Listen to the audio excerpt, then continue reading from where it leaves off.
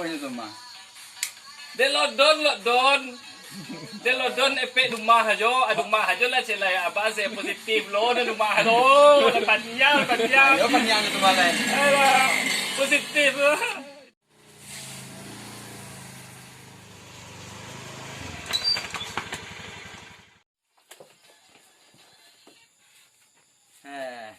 Panjang perlu.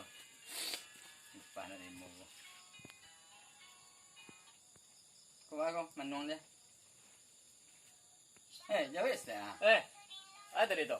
Lo tiba. Nampak di bawah. Pakai nari aja wampi aja ya. Dapat iya gini lah. Aja lah. Anak panjang. Panjang belum. Kalau cuma kayak kalau nyelam pelak, apa nanti mulai. Sudah. Itu sedia tu. Mana sedia belum? Kau dapat ni nak. Sebelum titik perlu orang tu yang mana mau pak ni nak. Dia awak kan iyo. Ada orang tu beda lo dia. Mungkin wede panjang lagi tu. Aja Fisiko lebih panjang.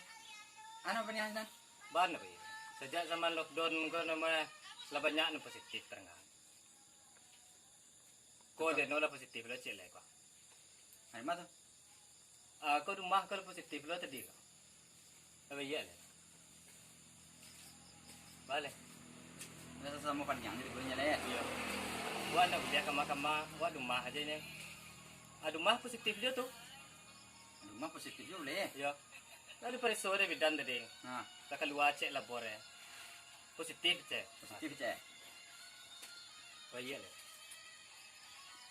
Adik gini lagi. Anak positif kau aja tu kau.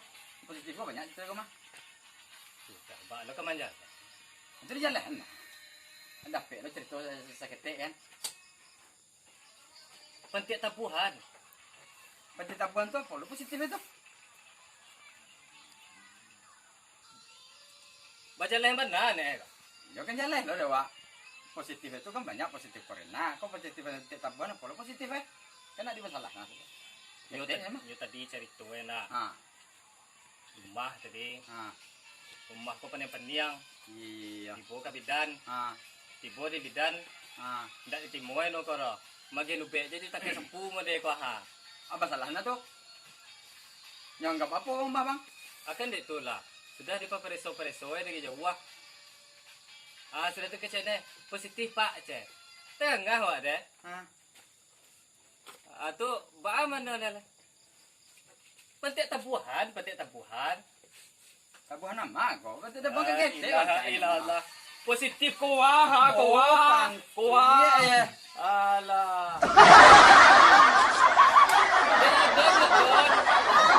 Don efek rumah aja lah sila ya apa saya positif loh dan rumah lo panjang. Ayo panjang itu malah. Alah, positif. Itu betul kok.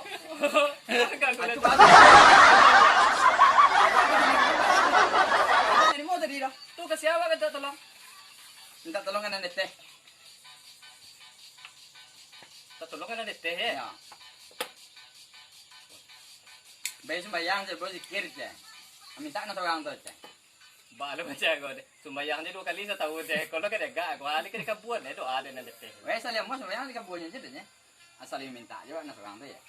Tunggu dia. Ya. Sebola kau tu. Selie po tu. Nak tanya ke Google. Bantu dia tu. Bila kalau mau dia tu. Rumah kau dia tu. Doa tu rendah. Dah ada.